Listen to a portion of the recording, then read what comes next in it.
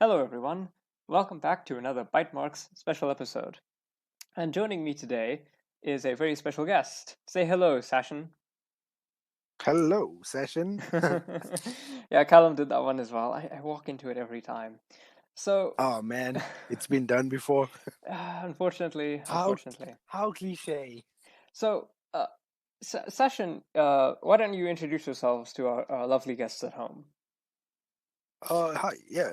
My name is Session, and I am an architect.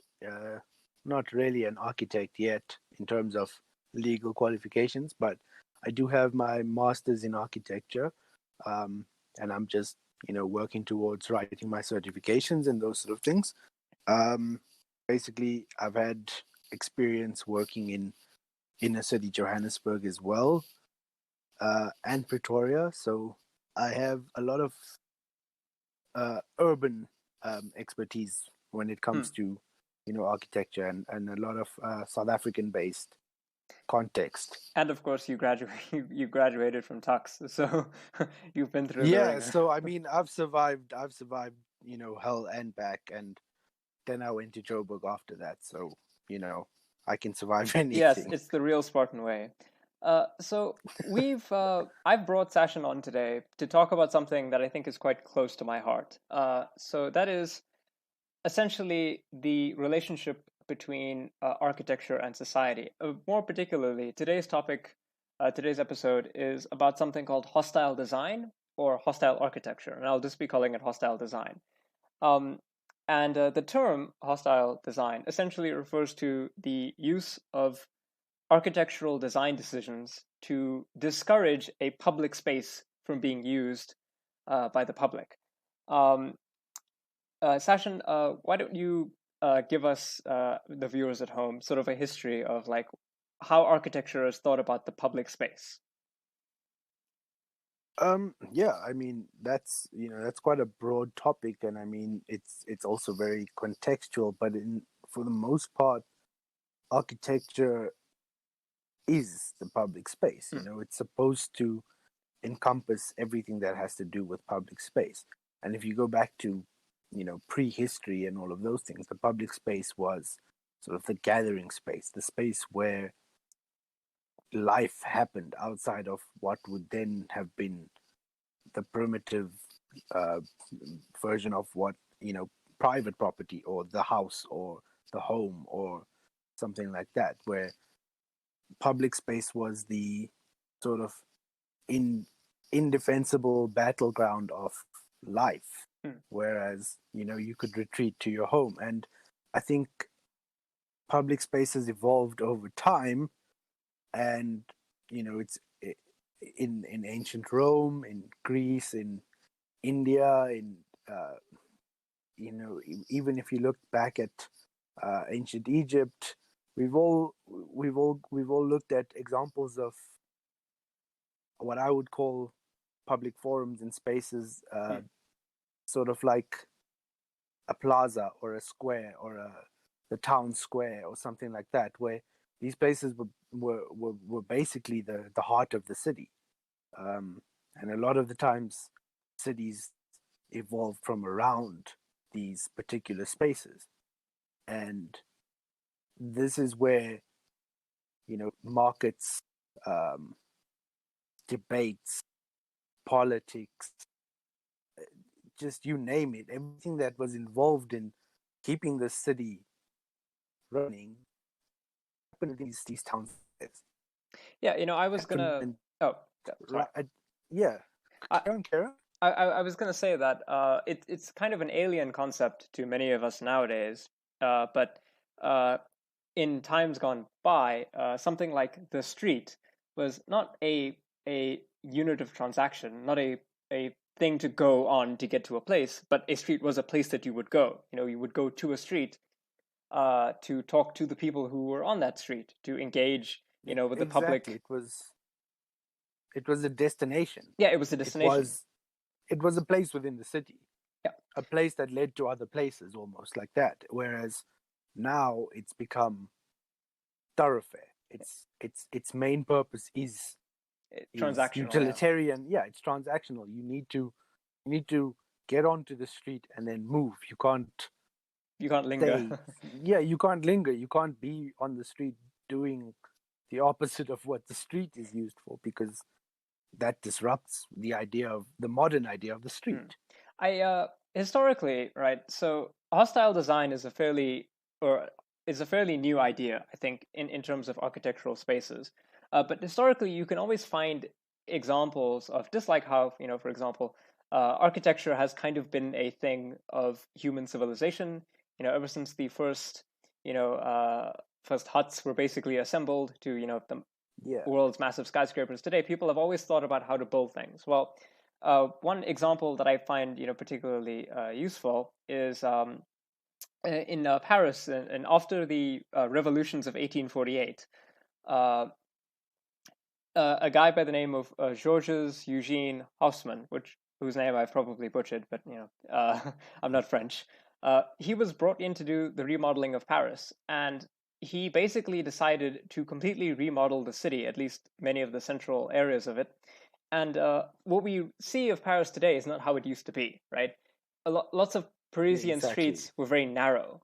And during the revolution, it meant that protesters, rioters, were able to build, barricades. They were able to defend these streets from, the then National Guard, i.e., the police force, or maybe even in some cases the actual army, more effectively than had it been the other way around. And Georges looked at this and said, well, no, we can't have revolutionary action inside of Paris.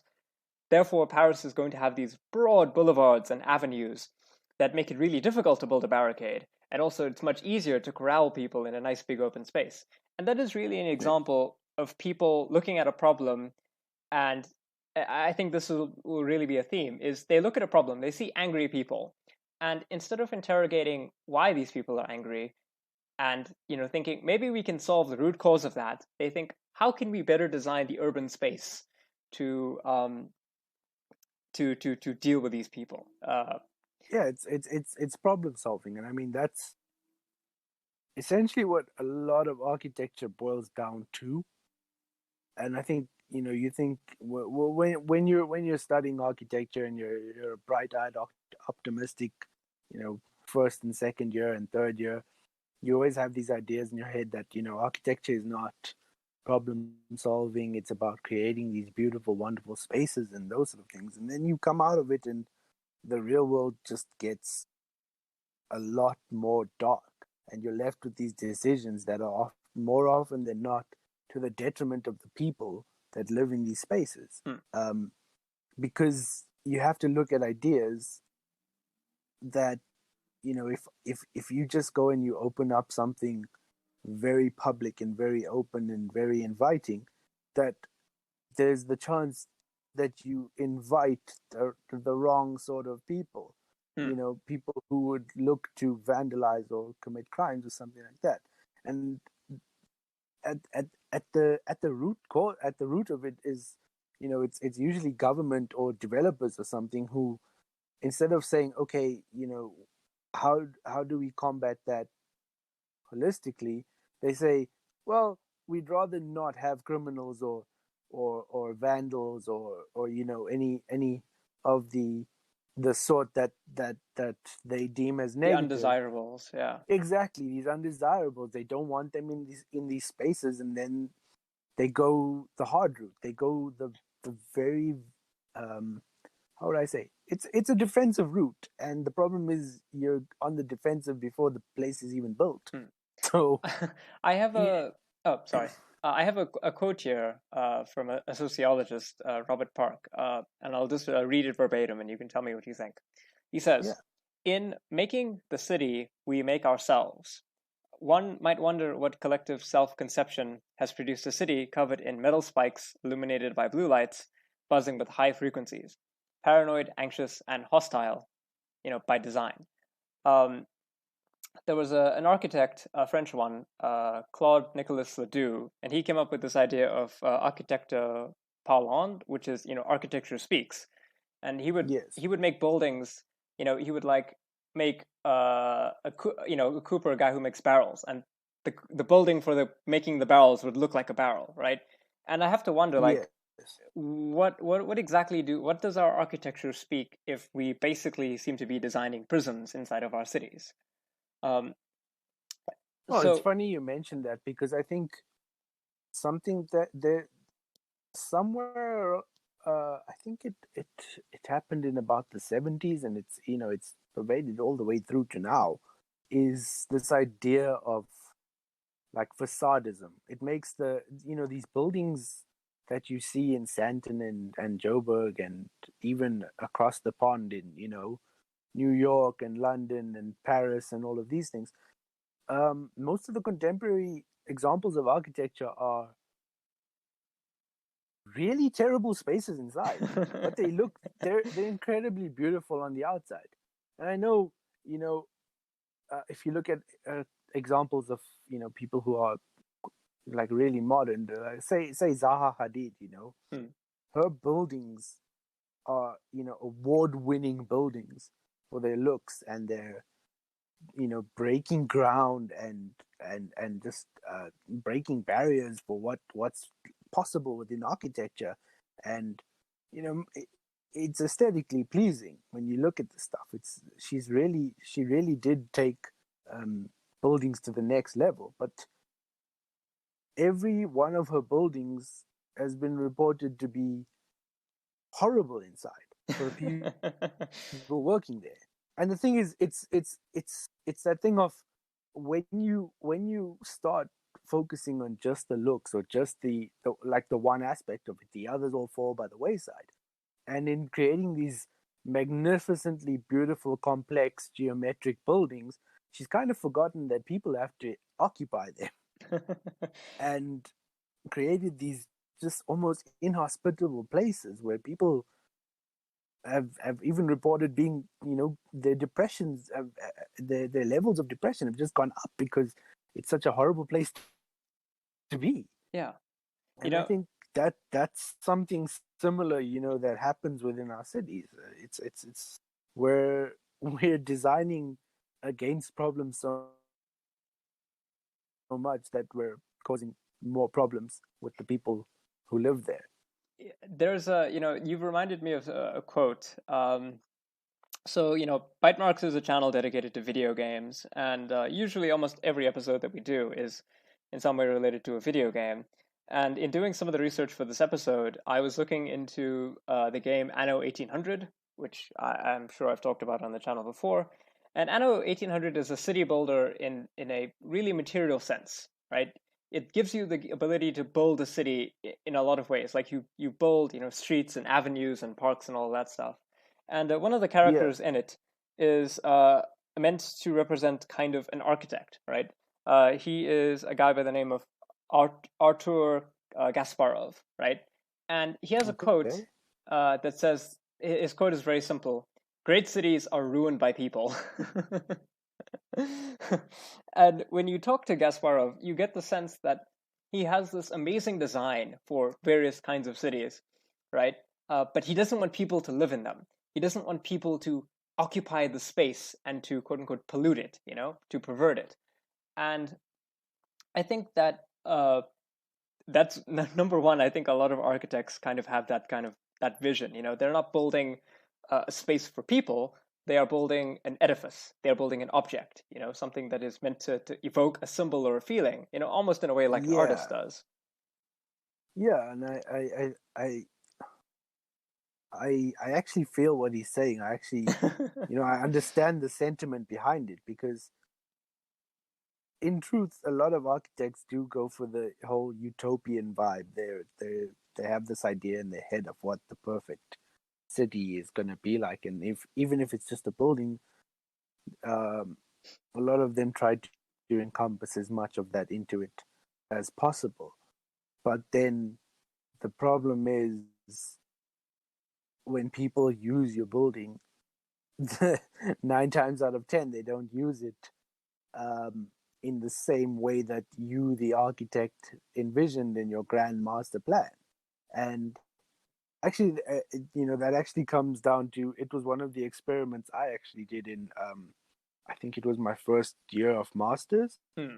where I basically just said that non-architects don't notice columns. Oh. And it's something that I picked up on, because when you become an architect, or when you're becoming an architect, columns are drilled into your mind like they're piled down into the bedrock of your mind, and you gain this either an affinity for them or a hatred for them, but they're still there. And it becomes so, you start noticing columns, and you start noticing that this is how the structure is held up. These columns are the reason why so many buildings can stand and look as beautiful as they do, and have these wide open spaces and all of that. And eventually you start looking at columns and gauging the distance, and you'll be like, oh, those are 3 meters apart, those are 5 meters apart. Oh, look at that spacing in between, 8 meters. Wow, what a stretch. And you do all of this weird stuff, and then you notice the other people not noticing them. And it's just the weirdest phenomenon. But non-architects don't notice columns, because to non-architects, it's not an important piece of architecture like the door or the usable spaces. The column is background noise to them. And so what tends to happen is that architects will plan out these elaborate routes that, bypass columns, or switch between them, or they go through all this trouble to sort of create these free flowing paths that sort of break the grid that has to be there because the engineer wants it. And then when the building is built, people just walk. Yeah. They just move.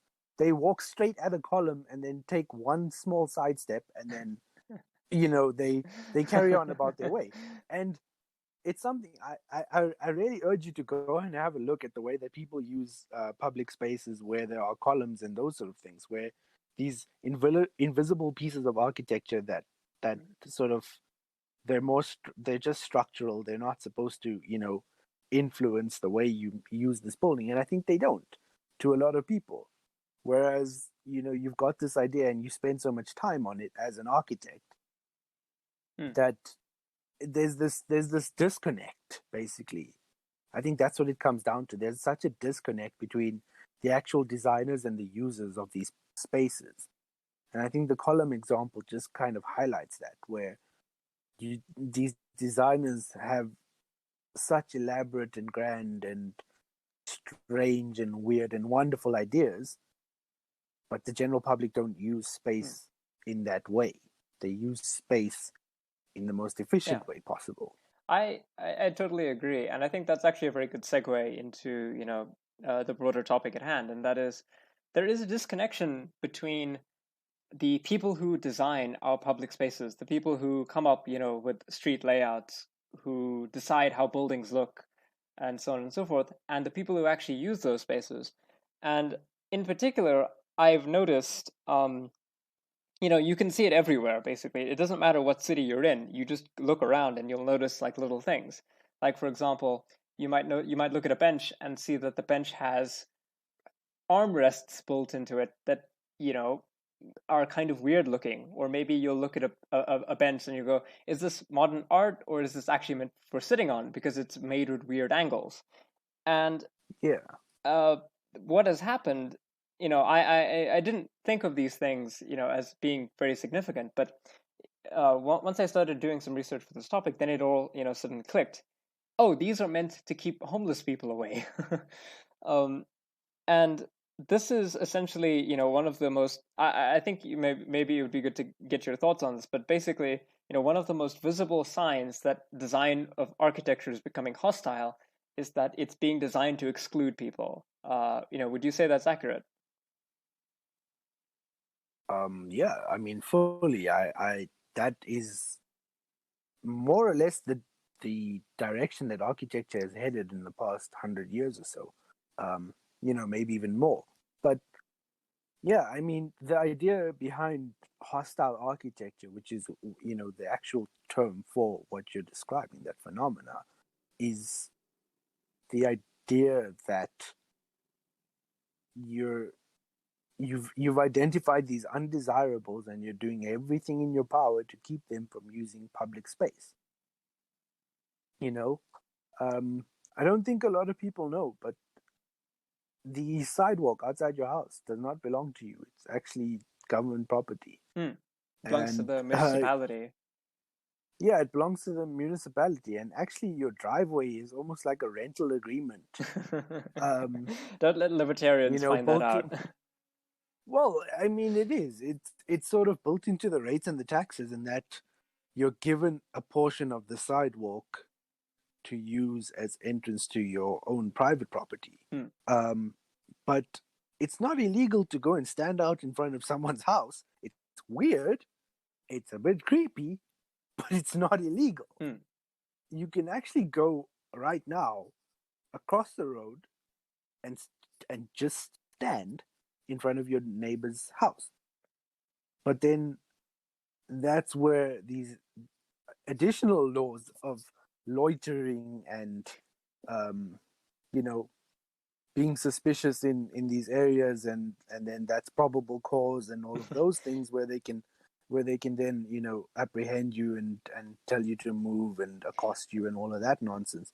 But at the root of it, it's not illegal to just go and stand somewhere. I feel as if I feel as if there has to be an important distinction made here, because you brought up sort of private property and your own sidewalk, right? Well, yeah, we might, I can see very much a legal argument, well, it's weird if you just go to stand outside someone's house and, you're just there. But I think it's a separate case to imagine that, when we think of a public space, right, my idea is that anyone can go and stand there. That's what a public space is for.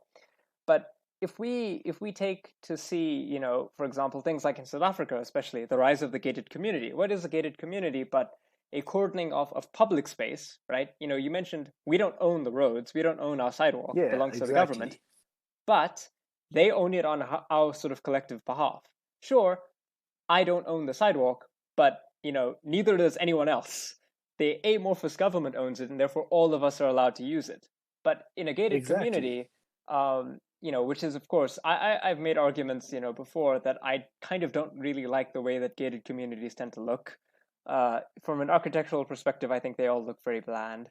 And just, from a civil rights perspective, I think that they are just literally creating a prison, an anti-prison in a way, right? Where they cordon off public access, a road that goes through a place, right?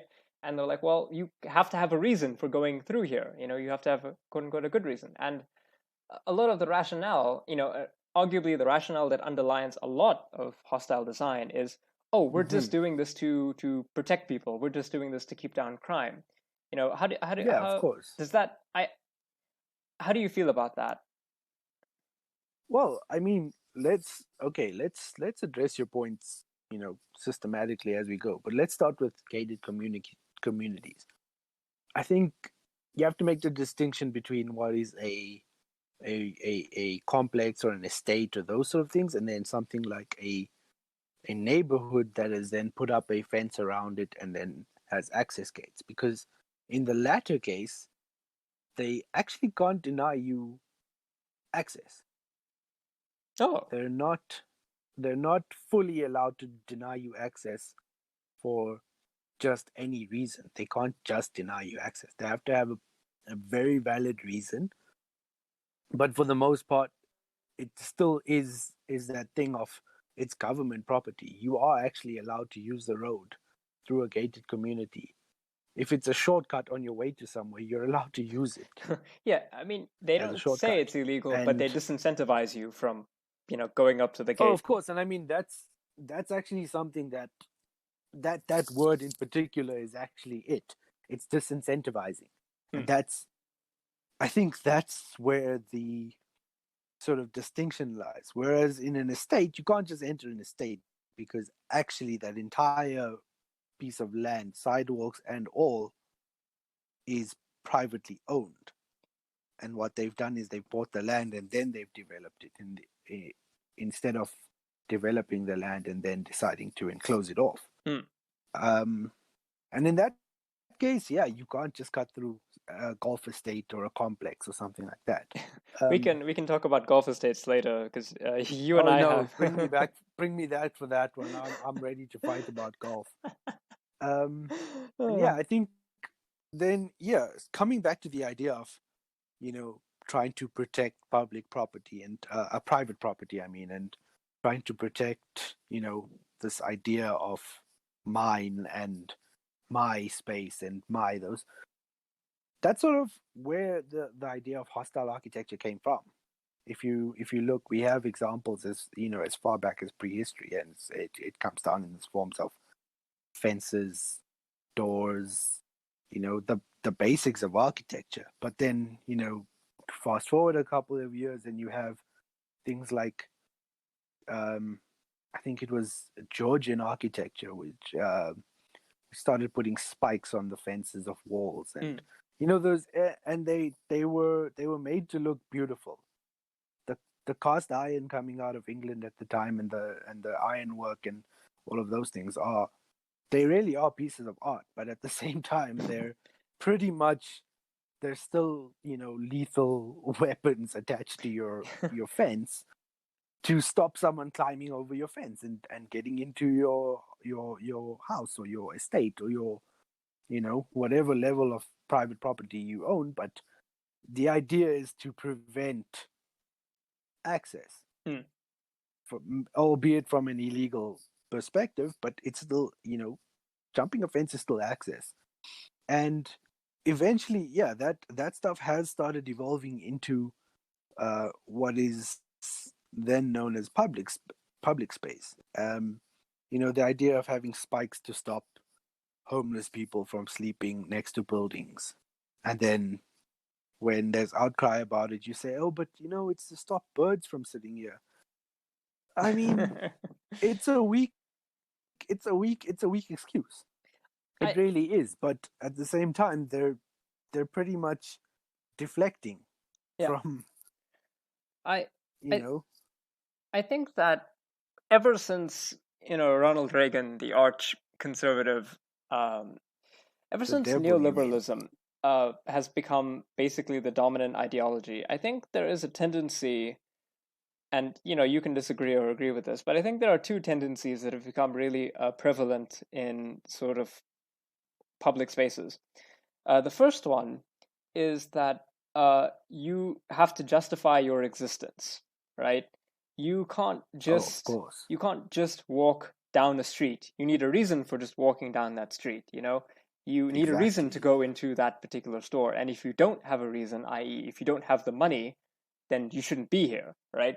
Um, I think that's one tendency, right? That is an individualization of like your existence as a human being in an urban space, right? Now, I'm not saying that you have the right to go into someone's room, or even Of in course some not. cases Of their course not. houses, But but like in a public sense, you have to justify your existence out on the street, right? And this kind no, of of course. And I mean, even in architecture, we have terms for that.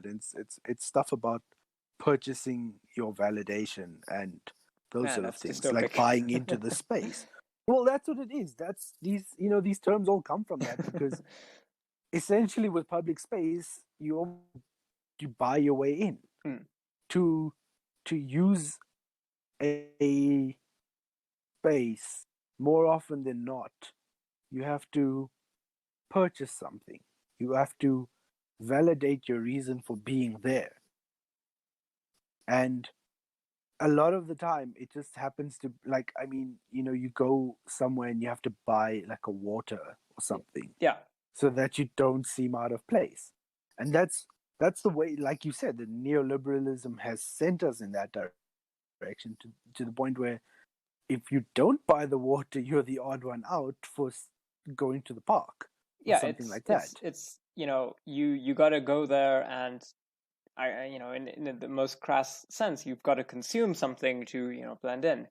But the other trend that I think um, is also prevalent, and I think in many cases even more pernicious, is the idea that you can if you just marketize a given problem, the free market, quote unquote, will somehow come up with a solution.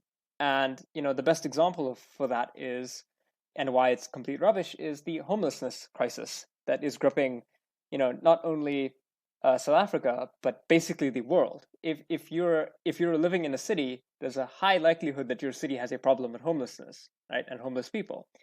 And Yeah. I look at all of these designs. I was looking for something called like the Camden bench, which is something that was created by people to be difficult to sleep on, to be difficult to put graffiti on, to just be generally, in some cases, obtrusive in terms of public space. And the creators of this were like, we need to draw attention to the idea that homeless people, well, they weren't trying to make it malicious, right? From what I understand, they were trying to be like, okay, well, this is a public measure, and we're going to do it as a way of directing people to actually do something about the homelessness crisis. But on the other hand, it's a bench that people can't really sleep on. So, Well, I mean, speaking about that bench, the story behind it, the architects and designers behind the bench were just given a brief, not fully knowing what it was for. And when they came up with the brief was exactly what you said. Basically, no one can sleep on it, no one can linger on it, so it's not too comfortable. It can't be stolen, yeah, and it shouldn't be able to be vandalized. Those are the main points that came out of this. And basically, they did their best. They came up with what is the Camden bench now. And when they found out what it was for, even they were taken aback. And, from their perspective, they were just fulfilling a brief. But on the city side of things, they took it and ran. That for them, it was the ideal anti-homelessness bench. Yeah, I think the central tendency for why that is the case is, and maybe you can speak to your experiences as an architect, is that a lot of architects are trained to think of problems in a very individualistic way. Even if they're making a public space, they're trained to think of everyone in that public space, as individuals. Actually, in a way, there's no such thing as the public, right? They're just a collection of individuals. And when it comes to the way that we design urban spaces, um, the problem, especially with this homelessness, is that a lot of people don't want to be confronted with the face of poverty, right? A lot of people have Oh, of course, a no. hard time looking at poor people. And if you're a person who has money, you have the power, right? You have the power to compel people to do, to some extent, what you want. If you're a paying customer of a store, and there's a homeless person outside, you have the ability to tell the manager to be like, hey, can you do something about that? And then you can gesture to the glass, and then the manager can look at you and kind of figure out, yeah, okay, we need to get this person to move because they're hungry and they want food. And it is a backwards way of thinking about the problem, because what as you said earlier, what is hostile design? The idea is that we're going to disincentivize people from committing crime, and it ignores why people are committing crime in the first place. Disincentivizing the homeless Exactly. from sleeping on benches ignores, it's a cover, right? It's an excuse for why people are Yes. sleeping on benches in the first place. um, And it further pushes them to go to extremes to find a place to sleep or to find food or to find comfort. And in trying to mitigate these problems, they're making it worse because, like every government based initiative, they will never look at the root cause of the problem. They just want to address it at face value yeah, because you don't want it's to. easier to remove homeless people from the line of sight of rich people and people who don't want to look at poverty than it is to actually look at what the cause of homelessness is, how to house these people, how to keep these people fed, how to get these people back into a productive state where they can then go back in and feed into the economy and all the capitalist streams. They're completely ignoring the elephant in the room. Hmm. Yeah, it's So it's uh it's basically it's a tendency, of course, neoliberalization. It's a confluence of these two things. You need to have money to justify your existence. So if you don't have money, then you're a subhuman. I think it was Finland where they actually did. They didn't. The Finnish people weren't like, okay, let's get some big-brained, high IQ architect to come up with like a building that is nothing but a series of loop-de-loops, so that anyone who's walking inside will never have to see a poor person or homeless Yeah. person. They were just like, okay, we'll just house the poor. We'll just house the homeless. They'll just come up with a public housing policy that allows everyone, regardless of their ability to afford a home, a home. And then they can go to an architect and be like, okay, how can we make humane living conditions for these people, in a relatively cheap way? And that, to me, is a more interesting architecture problem than it is to be like, okay, well, how can we design a building such that we disincentivize kids?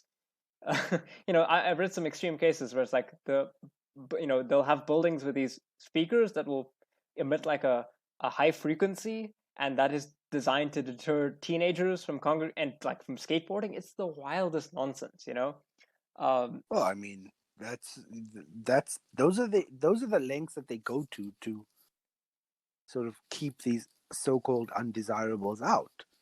You know, to build a PA system and a set of speakers and link them together so that this entire courtyard or space gets blasted with this high frequency that only 16-year-olds can hear or whatever is it's ridiculous. It's like Wile E. Coyote levels of Yeah, ridiculousness yeah, it is. that they're going to, instead of just saying, okay, why don't we build these kids a skate park? Yeah. Because more often than not, skate parks are also public property. A lot of the times, skate parks will be built by the government adjacent to another park or part of a park. Like I'm talking like a proper green zone where you can go and chill out and don't have to buy anything to be there. A skate park can be part of that, and you sort of create a space for these guys to go, because on the other side of the coin, yes, skating is a bit destructive when it comes to the fine edges of your concrete, um, flower beds and all of those. If a skater comes there and grinds on those and stuff, they're going to get damaged. So it's understandable not wanting to have skateboarders, coming and doing kickflips and bouncing their skateboards and stuff off your beautiful marble floors and stuff. Man, we But sound like old men. no, but it Yeah, no, is it a is thing, understandable, when right? you design these spaces, you're also going for like the maximum aesthetic, which is understandable as an architect. That's what your aim is. You're trying to make something beautiful as well, but you do that and you chase these kids away, and then you don't address the vacuum that you've created, because now these kids whose outlet is, say, skating or graffiti or whatever it is that gets their creative juices flowing and gets them out of the house and not doing drugs, Yeah, you're not addressing it. You're saying like, okay, don't skate here, and then everybody kicks them out, but nobody says, okay, but then just go skate there. yeah. Like, we've made the place for you to go skate, and everybody should be free to skate there or whatever, but you don't ever create that solution. I totally agree. In philosophy, or in ethics, there are ideas of things called positive and negative rights.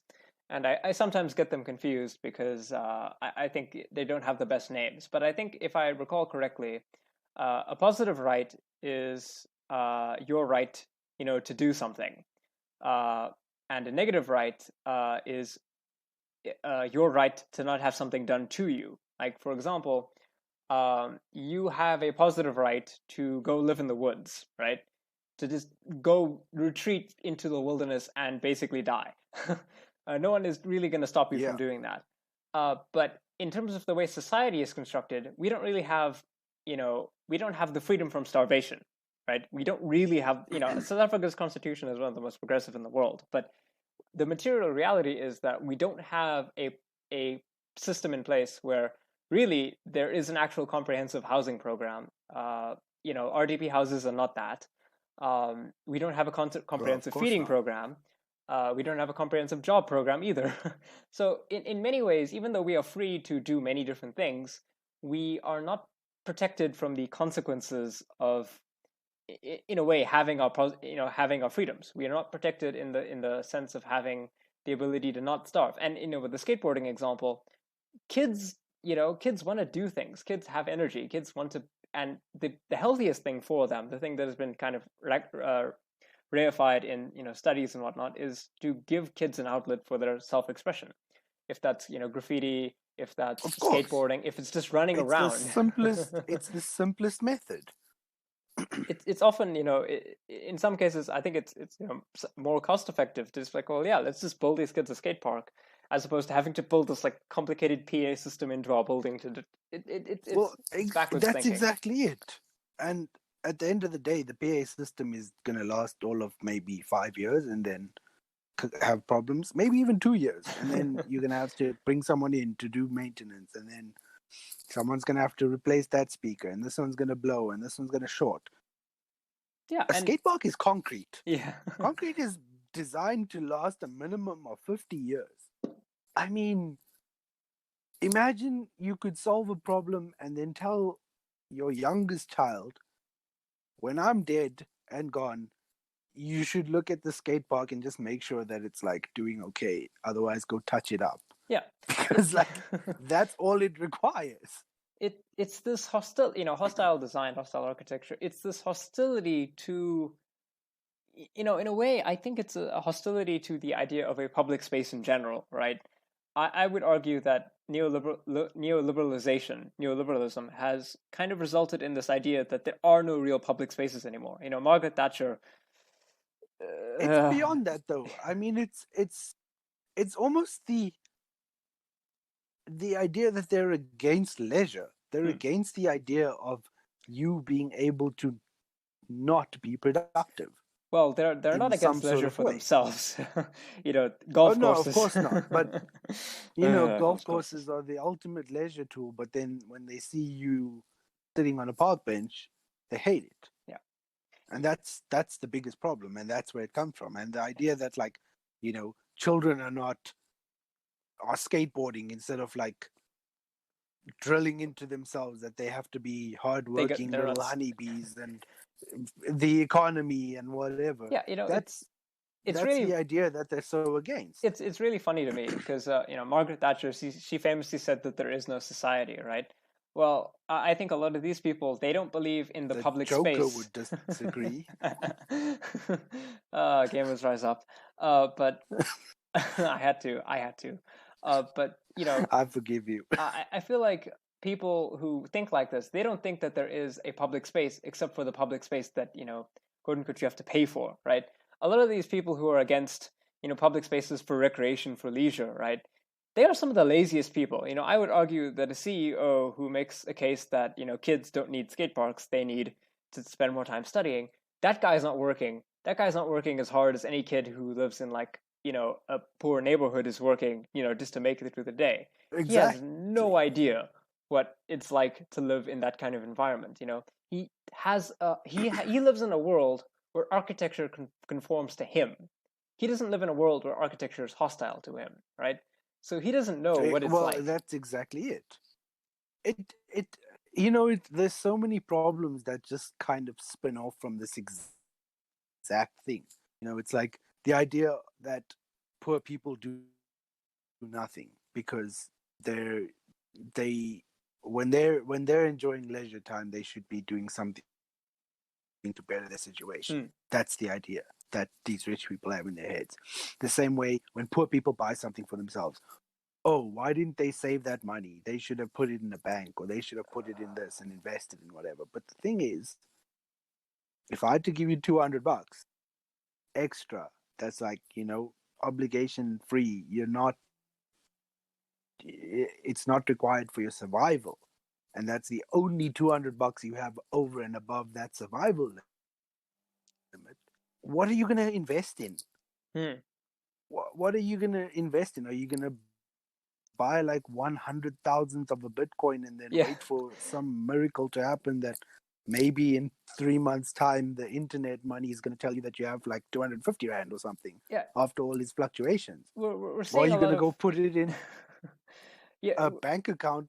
But like, Yeah. bank accounts have minimums. Like, banks don't care about your 200. They Yeah. want like 2,000 and up or Yeah. And something like that. So we're seeing this with with the American COVID relief. I see a lot of people are like, the oh government is Lord, don't stingy even to just start about yeah, that. Goodness. just giving them like $600. And Ah, in this country, we've had massive problems with paying just grants. Money that people are entitled to earn. We've had issues with the government, paying them out. And a lot of the arguments that get used against this are the same argument. Oh, these people should be scrimping and saving and it's like, dude, poor people are allowed to be humans, right? They're allowed to have fun. It's not as if it's like what is $600 going to do to someone who is $50,000 in student debt? It's not going to do anything, right? You're not going to be able to solve their problem.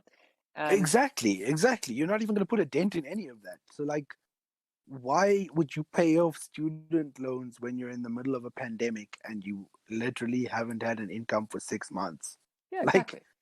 those sort of things are the It furthest thing it from you. Like, it it when we come out of this pandemic, you can't turn around and say, "Oh, you guys should have been paying off your student loans." Like, that's the stupidest thing to say. yeah, Like, I'm exactly. sorry, but that is it ridiculous to it even think that it's not as way. if we're And not yet we have guys who do. it's not as if we're 100% completely against the idea that human beings have to have some agency in their lives, right?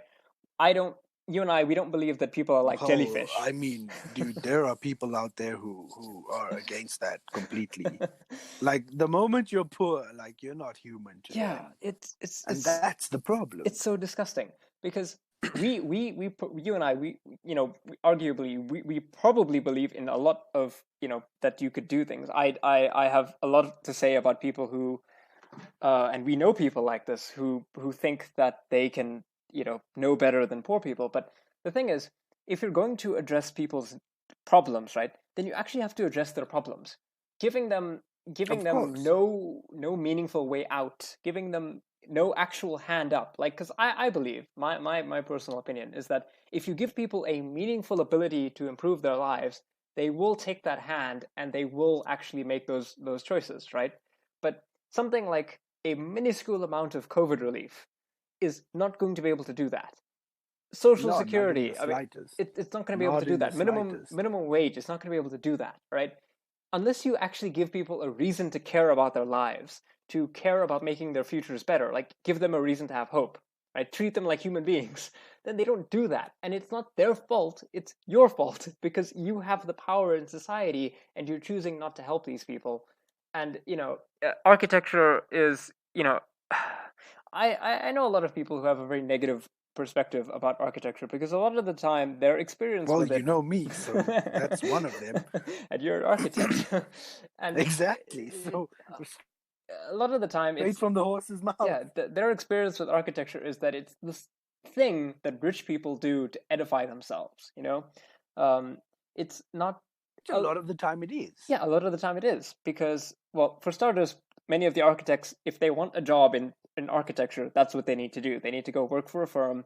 They need to design buildings that are going to bring in a profit, and that's not housing for the poor. It's not green spaces in our cities. It's not better public transit, although that's probably more of an urban design kind of thing. But you see what you see what I'm meaning. It's it Exactly. I mean, if you compare like what an architect will design to an RDP house, I can guarantee you that like an RDP house is not an architectural design. You hmm. know, those are a completely utilitarian thing. An engineer could have come up with that. A greengrocer could have come up with that. We throw a lot of shade against Actually, engineers on this podcast. listen, man. I mean, they deserve it, but that's a problem for another time. They But I do, mean, but that's the thing. anyway. You know, if I could give a pen and a paper to anyone on the street and ask them, you have 600 square meters. No, no, no, not 600 square meters. What am I saying? Goodness. How much is an RDP house? I think it's I'm not actually entirely sure about the RDP house size, but it's small. Yeah. So say you gave them, less than 100 square meters, and you told them, design your ideal within this, tiny little confined space that we're giving you.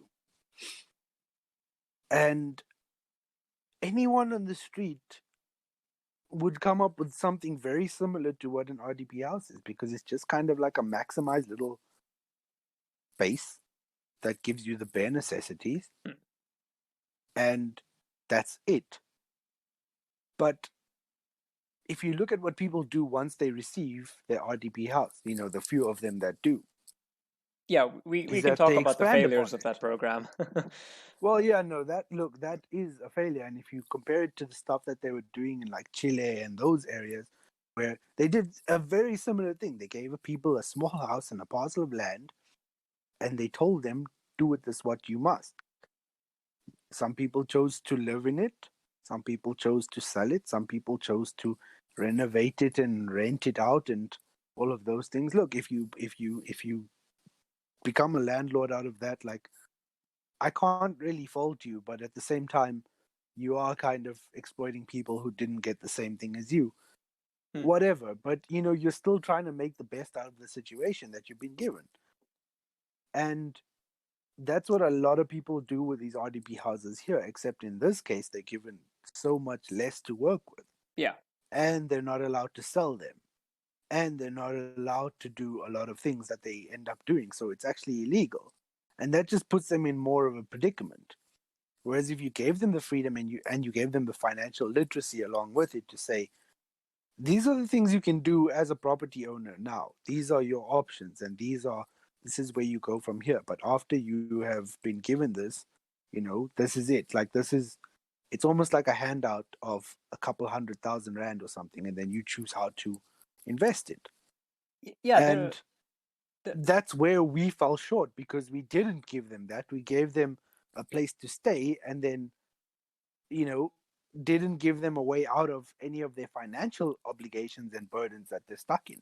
So it's still, we're still trapping them in some sort of system. Whereas, the other systems out there in other places have looked at it and said, we're giving you a piece of property, it's a house and it's a land, but it's also its value. It's something to buy into this capitalistic hellhole that you live in.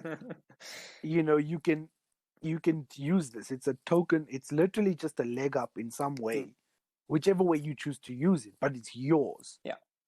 And I, there's I've no strings attached, I've which is I'm what we tend to do to poor people. yeah, we tend to patronize them, in the sense that we like, oh, they're too dumb to, make these decisions. But no, actually, they're a lot Well, smarter it's than. not even it goes beyond that. It's like attaching strings and caveats to everything that we do to them. When how many times have you seen it when you give like a beggar or a homeless person or whatever some money, and then someone chirps, "Oh, don't use it for drugs" or something like that. Yeah. You know, why not? I was gonna use the money for drugs. I gave it to him. Use it for drugs. What's the difference between him using that to take the edge off because his life is literally, pain, Hmm. which you have no idea about, and you going and recreationally using cocaine, which is another topic we should talk about, because so many people are on cocaine, and it's like it's such a rampant thing, and they just don't tell you about it, but it's a thing. Oh Like, yeah. there are many people probably listening right now who are on cocaine, and they're just like, they look down, they look shifty, and I'm being accusatory now, and I'm calling you out because you're on cocaine, and it's such a rampant thing, dude.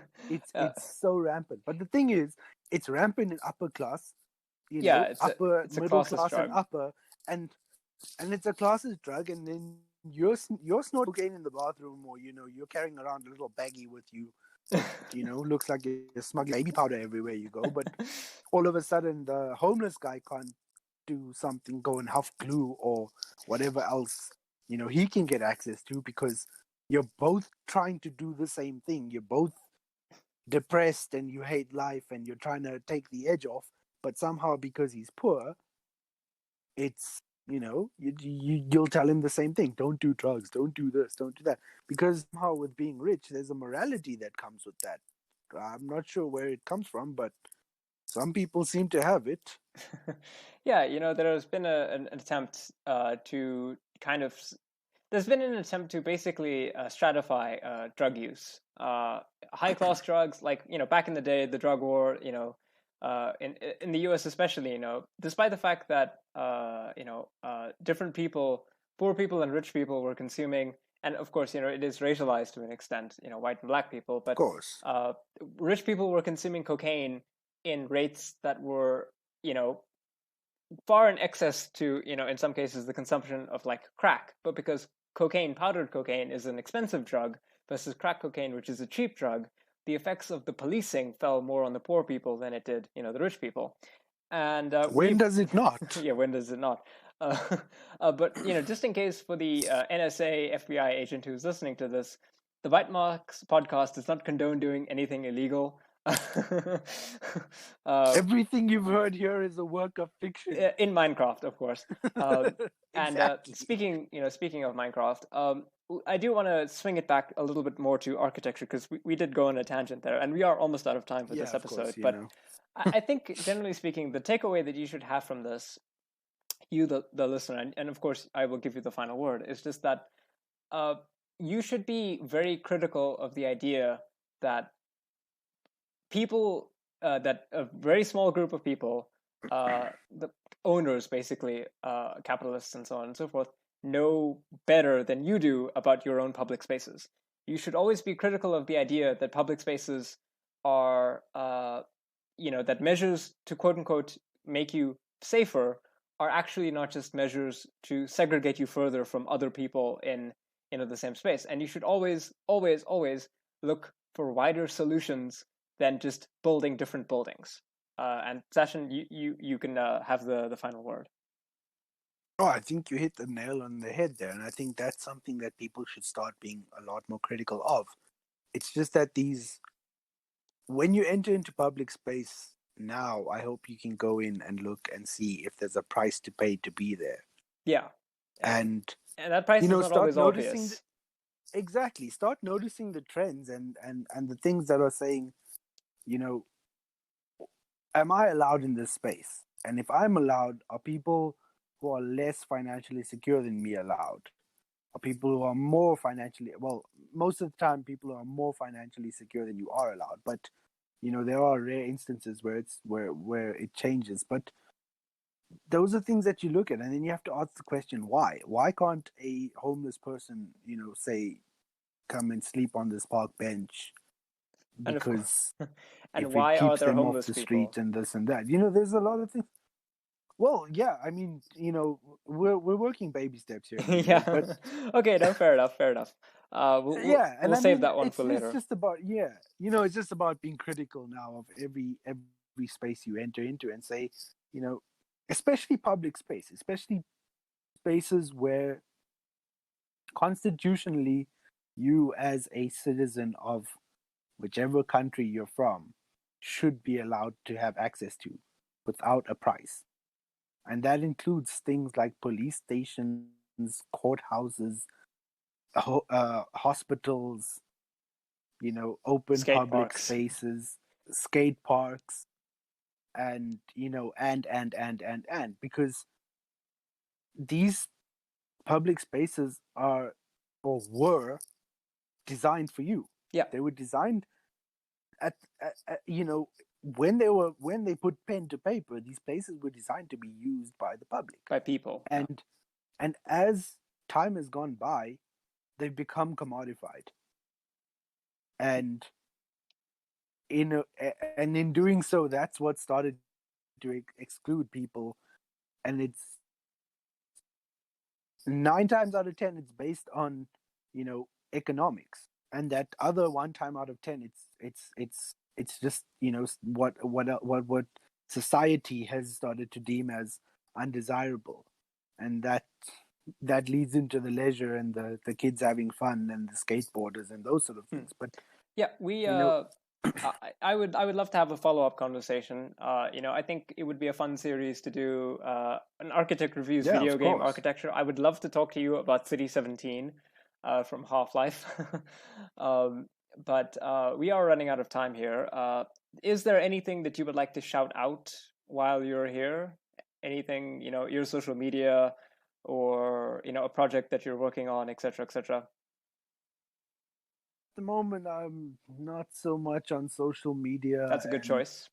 yeah, I'm trying to take a step back from that. But yeah, in the future, I might have something to shout out. Maybe some of my photography, maybe some of my Oh, yeah. graphic design, Yeah, and that's those sort cool. of things. But right now, I'm sort of taking a step back from all of that at the moment, and Yep, just trying sure. to find myself within this pandemic. So yeah, I think the real shout out would be to wear a mask and stay inside if you can. Yeah, yeah. That's the most important Guys, thing. we all have to don't listen to those people who are who have the ANCAP flag on Facebook. Lockdowns are effective. Wear your masks.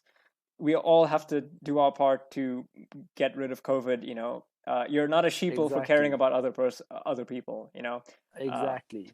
so yeah, and this and and the small amount of money that you would spend on small businesses or whatever in Cape Town is microscopic in comparison to people's safety. yeah, So, you know, can't just spend money just if you're dead. just be Yeah. responsible.